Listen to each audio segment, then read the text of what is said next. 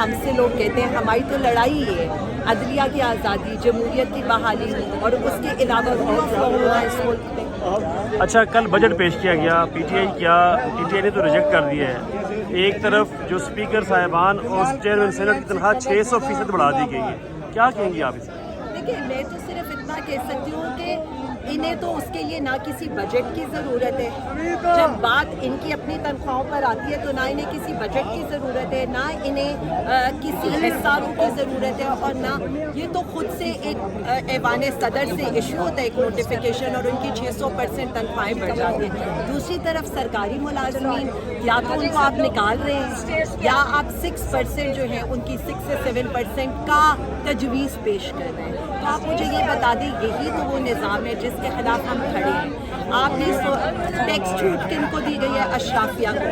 किसान यहाँ पर तबाह हो गए हैं, हर आपकी पैदावार कम हो गई है, एग्रीकल्चर के क्या हालात हैं, LSM के क्या हालात हैं, आपकी ग्रोथ के क्या हालात हैं, आपका 45% आवाम खत्े गुर्बत से नीचे चली गई है। आप क्या दावे करने आए हैं यहाँ पर? मेरे ख्याल में तो ये पार्लियामेंट आज एक वो सफ़ेद हाथी है जो टैक्स पेयर्स के अवाम के पैसे के ऊपर है, और ये उतनी ही इररेलेवेंट है क्योंकि 17 सीटों वाले अगर ये फैसले करेंगे तो कोई अवामी फैसले नहीं करेंगे। इस बजट में हेल्थ के ऊपर फोकस नहीं किया गया, और पंजाब की अगर हम बात करें तो पंजाब में 2.5 करोड़ बच्चा स्कूलों से बाहर है, जबकि पूरी इंडिया में 11 लाख बच्चा बाहर है। क्या कहेंगी आप? देखिए, मैं जो है आप मुझे कह रहे हैं ना, मैं इसीलिए याद कराऊंगी कि एक जो मर्द हक था ना, जब पाकिस्तानी अवाम या पंजाब के अवाम या गिंदगी के अवाम अस्पतालों में जाते थे ना तो 10 लाख का सेहत कार्ड अपनी जेब में रख कर जाते थे।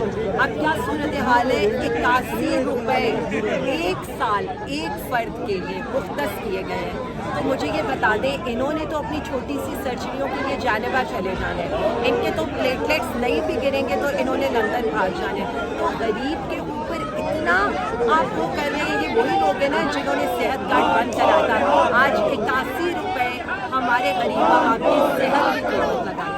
अगला लाइमल क्या होगा? पीटीआई का खान साहब की तारीख आज डिले कर दी गई है, क्या समझती है कि रोडों पे आने के चांसेस हैं? जिस तरह पीटीआई ने पहले भी कहा था कि ईद के बाद हमको लॉन्ग मार्च करने जा रही है। देखिए, जो हमें अभी तक बताया गया है वो यही बताया गया है कि हमने अपने इलाकों के अंदर प्रोटेस्ट होगा और इंशाअल्लाह ताला बहुत जल्द हम उस राय अमल का ऐलान करने लगे, क्योंकि मुझे तो नहीं लग रहा कि ये फैसले ना आइन के लिहाज से होने, ना कानून के लिहाज से होने, ना वज़ीर आज़म खान को उनकी एहलिया को आपको सहूलतें तो छोड़ दें, जो कैदियों को, जो सियासी कैदियों को दी जाती है आपको वो भी नहीं दे रहे। तो मेरा तो ये ख्याल है कि सिर्फ एक ही हल बाकी रह गया और वो सड़क। आर्मी चीफ अमेरिका जा रहे हैं, वहाँ पे पीटीआई की काफ़ी क़यादत मौजूद है और वहाँ पे अक्सर पीटीआई के लोग एहतजाज करते हैं।